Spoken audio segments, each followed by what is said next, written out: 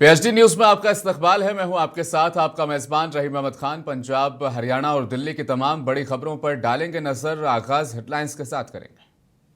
सुर्खियों को पेश करने में ताउन किया है डॉक्टर ऑर्थो ऑयल के साथ साथ डॉक्टर ऑर्थो कैप्सूल्स साथ लेना ना भूलें। हरियाणा के सीएम नायब सिंह सैनी ने लोहड़ी और मकर संक्रांति पर एकता का संदेश दिया। परिवार के साथ पहुंचे लाडवा, लोगों को दी 10 करोड़ की सौगात।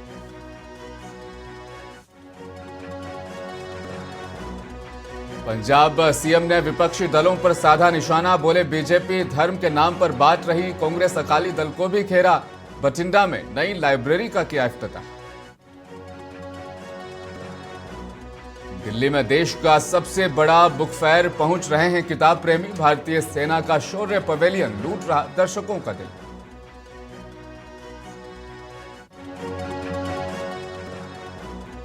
यमुना झाग से लबालब, कालिंदी कुंज घाट पर नजर तक नहीं आया पानी। लोगों ने की शिकायत, छठ पर चलाया गया अभियान न रुकता तो आगे बेहतर नतीजे मिलते। और धूप भी बेअसर, दिल्ली एनसीआर में अभी और कपकपाएगी ठंड। पंजाब, हरियाणा, दिल्ली, चंडीगढ़ में घने कोहरे की आशंका के बाद ऑरेंज अलर्ट जारी। और अब खबरें तफसील के साथ। जेएनयू में प्रधानमंत्री मोदी और गृहमंत्री अमित शाह के खिलाफ आपत्तिजनक नारे लगाने पर बसंत कुंज नॉर्थ पुलिस ने जेएनयू छात्र संघ के 4 पदाधिकारियों के खिलाफ एफआईआर दर्ज की। ये कार्रवाई जेएनयू प्रशासन की शिकायत पर कानूनी राय के बाद हुई है।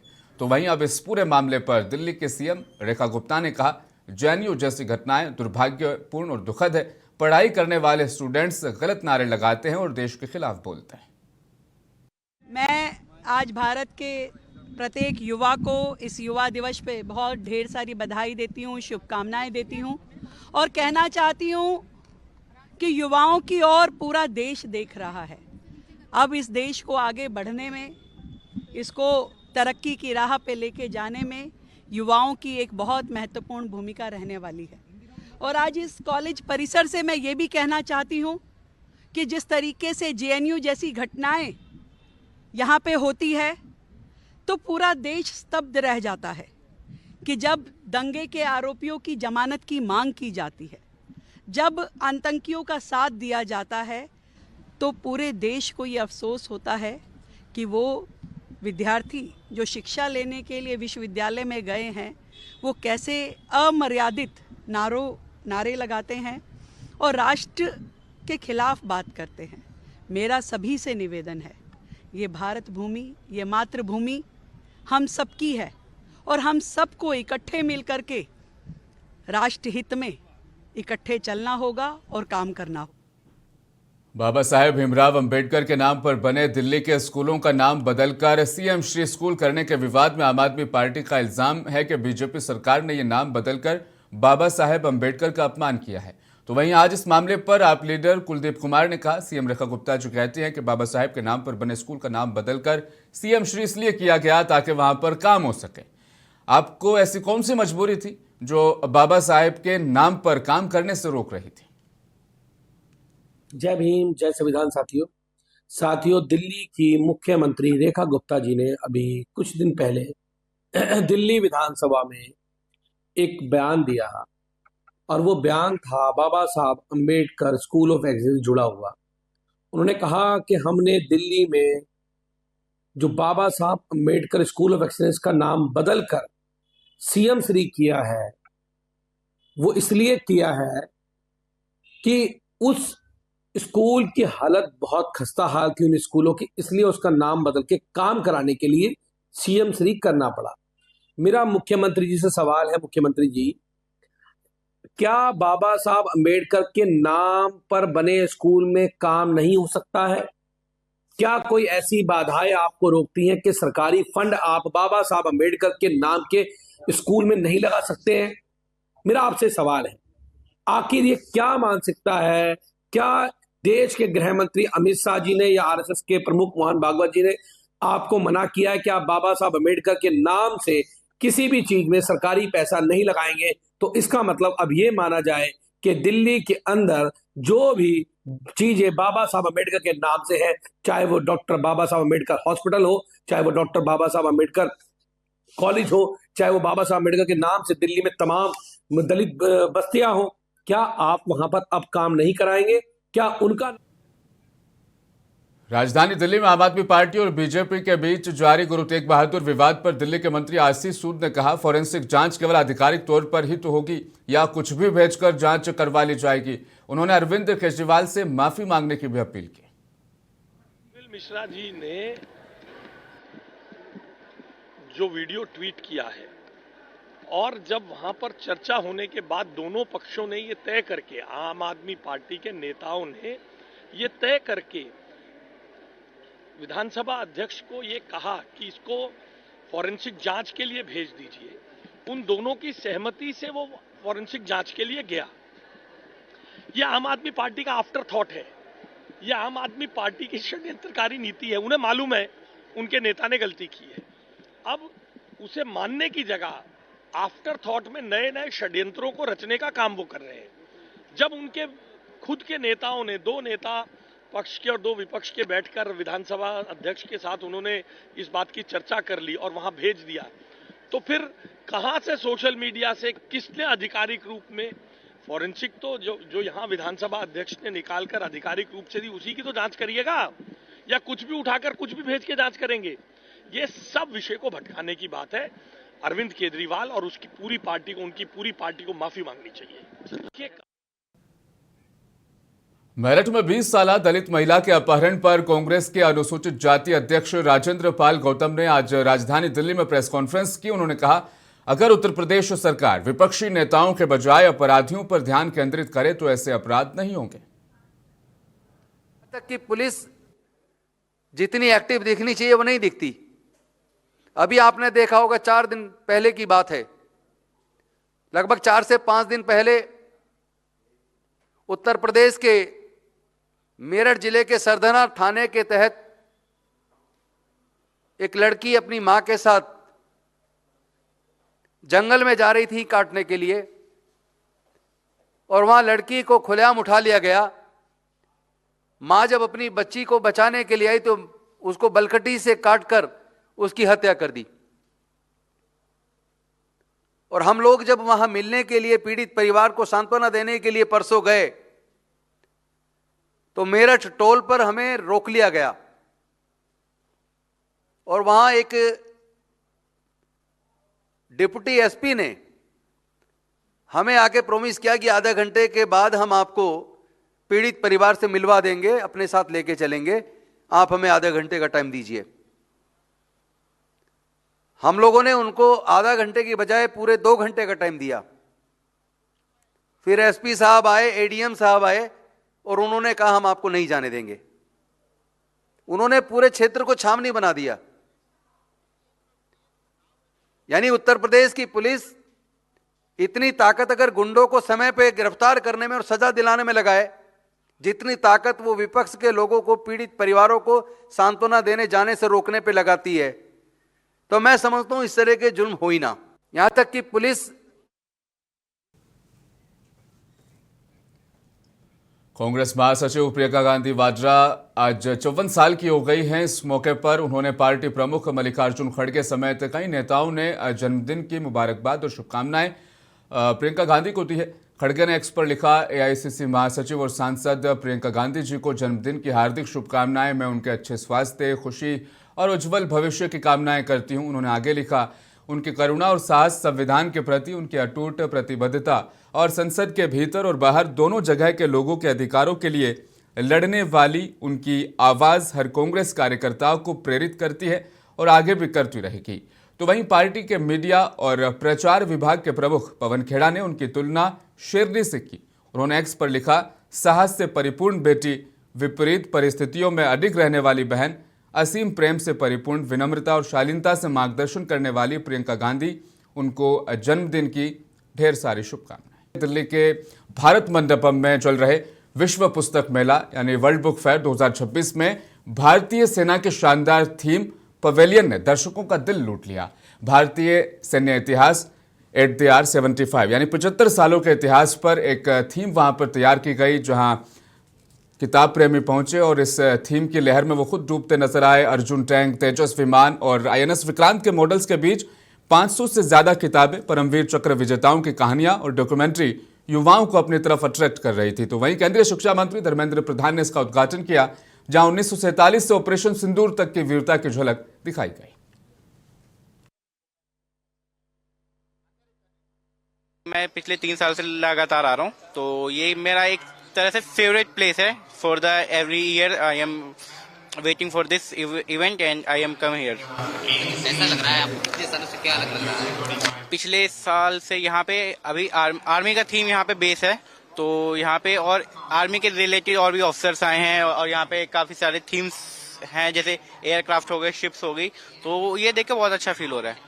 अभी तक मैं कहीं पे भी लाइब्रेरी में गया या तो फिर कोई जगह पे गया बुक स्टॉल पे, तो वहाँ अभी तक मैंने इतनी सारी कोई आर्मी की बुक्स नहीं पढ़ी थी, इंडियन आर्मी की हो, नवल की हो या एयरफोर्स की हो। लेकिन आज यहाँ पे आगे एकदम से मेरा मन भी प्रफुल्लित हो चुका है और अभी अंदर से एक इच्छा भी जागृत हो चुकी कि आज से हमारी इंडियन आर्मी, नेवी और एयरफोर्स की जो बुक्स है उनको भी जानना चाहिए। हमारे जवान दिल्ली में कड़ाके की ठंड, घना कोहरा और जहरीली हवा ने मिलकर आम लोगों की मुश्किलें जरूर बढ़ा दी है, लेकिन देश की शान जवानों के हौसले पर इसका कोई असर होता नहीं दिखाई दे रहा।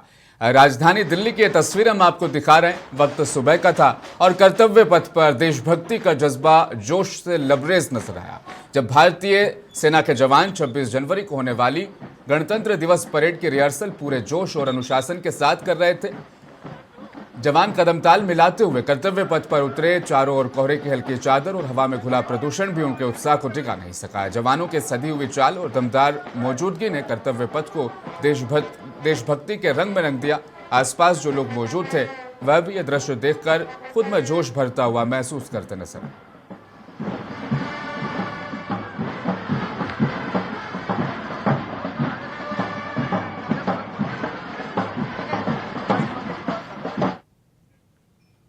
दिल्ली के कालिंदी कुंज में यमुना नदी के सतह पर जहरीली झाग की मोटी परत फिर से देखने को मिल रही है। झाग नदी के बड़े हिस्से में फैला हुआ है। नदी के किनारे पर भारी मात्रा में झाग जमा है और चिपका हुआ नजर आ रहा है। उनमें धूल के कण भी साफ दिखाई दे रहे हैं। तो वहीं सामाजिक कार्यकर्ता जो कालिंदी कुंज घाट की सफाई करते हैं, उनका दावा है कि यमुना का पानी दिसंबर और जनवरी में पिछले साल अक्टूबर में छठ पर्व से पहले के मुकाबले ज्यादा बर्बाद होता नजर आ रहा है। वे मानते हैं कि छठ के दौरान यमुना को साफ करने के लिए दिल्ली सरकार की तरफ से जो कदम उठाए गए थे वो असरदार थे।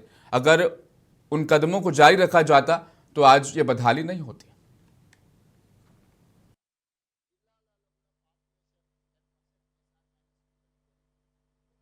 जो काम छठ के समय में किए गए थे, चाहे वो सॉलिड वेस्ट मैनेजमेंट हो या फ्रेश वाटर फ्लो हो, जिस तरीके से जो है ऑफिशियल्स एक्टिव थे, अगर वो काम कंटिन्यू रहता तो यमुना पे बेहतर इम्पैक्ट पड़ता। पर आप देखेंगे कि अभी कुछ नहीं, जो है घाट पे आप देखेंगे डस्टबिन भी नहीं लगे हैं, ना ही प्रॉपर जो है सॉलिड वेस्ट मैनेजमेंट के लिए गाड़ियां आ रही है, कुछ नहीं हो रहा है।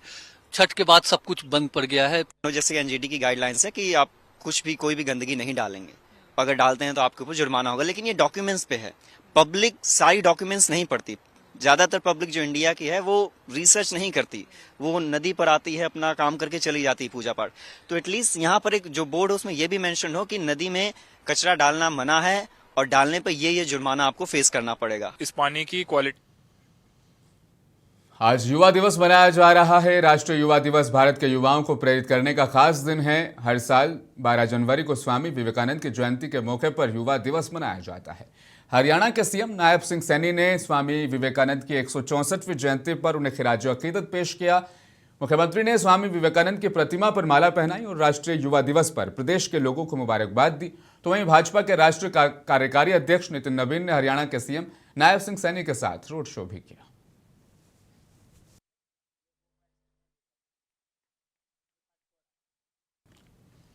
नए साल की शुरुआत के साथ त्योहारों का सिलसिला शुरू हो जाता है और साल का पहला बड़ा त्योहार मकर संक्रांति बेहद करीब है।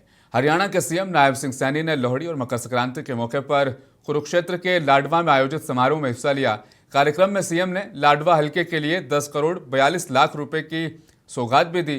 तो वहीं पूर्व राज्य मंत्री सुभाष सुधा भी इस प्रोग्राम में मौजूद रहे। सीएम सैनी ने कहा कि लोहड़ी हमारी तहजीब और हमारे कल्चर का प्रतीक है और हमें एकता यानी भाईचारे और सामाजिक का संदेश देता है।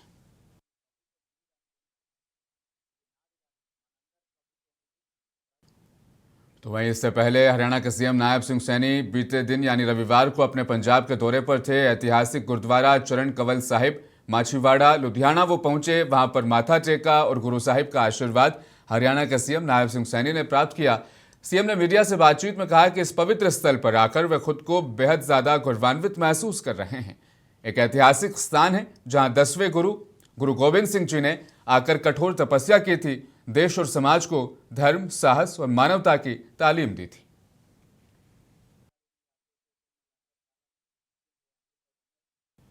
कांग्रेस नेता रणदीप सुरजेवाला ने केंद्र सरकार पर महात्मा गांधी और भगवान राम के नाम का इस्तेमाल अपनी पॉलिटिकल एजेंडे के लिए करने का इल्जाम लगाया। उन्होंने कहा कि गांधी जी के आदर्शों को खत्म किया जा रहा है। उन्होंने मनरेगा को विकसित भारत जी राम जी कानून में बदलने पर निशाना साधते हुए कहा कि नया कानून गरीबों को मुतासिर करेगा। साथियों, विकसित भारत गारंटी फॉर रोजगार तथा आजीविका मिशन कानून ये असल में महात्मा गांधी नरेगा की सार्वजनिक दिन दहाड़े हत्या है। यह कानून जो मोदी सरकार ने हाल में ही बनाया है, लगभग 50 करोड़ लोगों के ऊपर डाका है। 12 करोड़ मजदूर हैं, 4 अगर आदमी भी परिवार में हो तो 50 करोड़ संख्या हो गई।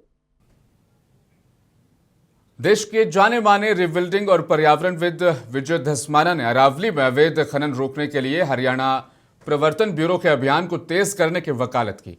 धस्माना ने कहा कि अरावली पहाड़ियों को पहले कानूनी सुरक्षा दी जानी चाहिए ताकि अतिक्रमण, खनन और भूमि ट्रांसफर को रोका जा सके। So we welcome this step that government has opened a dedicated team for enforcement. In fact, there has been under NGT case there has been a commission that was set up and that was looking into the illegal mining in Haryana.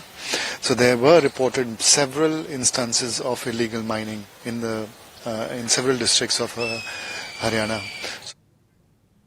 Punjab के CM भगवंत मान ने भटिंडा में एक नई district library का उद्घाटन किया। यह लाइब्रेरी जिला प्रशासनिक परिसर के करीब बनाई गई है और इसके निर्माण पर लगभग 9 करोड़ रुपए की लागत आई है। उद्घाटन के मौके पर सीएम ने मीडिया से बातचीत की और विपक्षी दलों पर तीखा हमला बोला। इस मौके पर सीएम भगवंत मान ने भाजपा पर तीखा हमला बोला। मीडिया से बातचीत करते हुए उन्होंने आरोप लगाया कि भाजपा हमेशा मजहब के नाम पर सियासत करती है और लोगों को बांटने का काम करती है।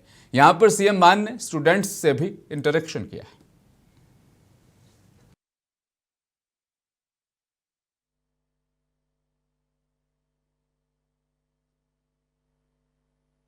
बीजेपी जिहड़ी है वो धर्म की राजनीति करती है, धर्म की भी नफरत वाली राजनीति करती है ते वो अपने फुल फ्लो दे विच है। हुण पंजाब दे विच वो धर्म के नाम ते भड़काउण दी जां वंडियां पाउण दी कोशिश कर रहे हैं। एक ऐसियां घिनौणियां हरकतां करके जिहड़ियां तुसीं सोच ही नहीं सकते कि दिल्ली की विधान सभा दे विच साडे दिल्ली के साबका मुख्यमंत्री आतिशी जी का जिसका माइक भी नहीं चलता पर उहदी जिहड़ी आवाज़ है। पंजाब के फिरोजपुर में आज कांग्रेस ने मनरेगा को लेकर जोरदार एहतजाज किया। बड़ी तादाद में कांग्रेस के कार्यकर्ता और सीनियर लीडर्स भी एक प्लेटफॉर्म, एक मंच पर जमा हुए और बीजेपी के खिलाफ नारेबाजी की। कांग्रेस ने इल्जाम लगाया कि बीजेपी गरीबों के मुस्तकबिल के साथ खिलवाड़ कर रही है।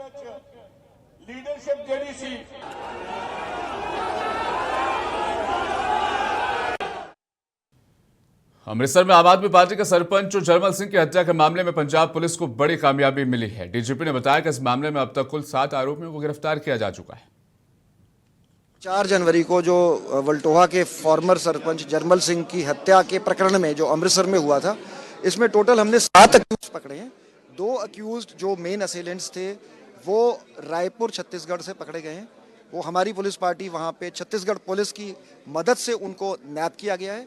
2 अक्यूज जिन्होंने लॉजिस्टिकल और सपोर्ट मॉड्यूल में काम, उनको एसएसओसी मोहाली ने पकड़ा है और 3 अक्यूज तरनतारन जिले से पकड़े गए हैं।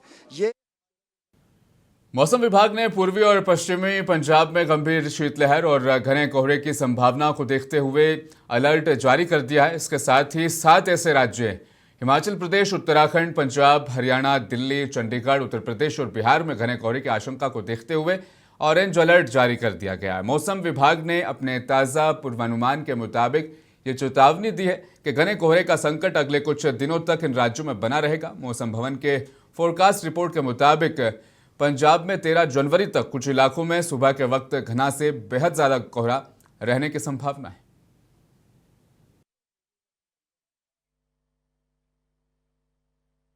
मॉडरेट टू डेंस फॉग आने वाले 2 दिनों में रह सकती है। उसके साथ जो सुबह के टेम्परेचर है वो भी 4 डिग्री से कम है। कोल्ड वेव कंडीशंस प्रिवेल कर रही है, वो आने वाले 2 दिन रहने का।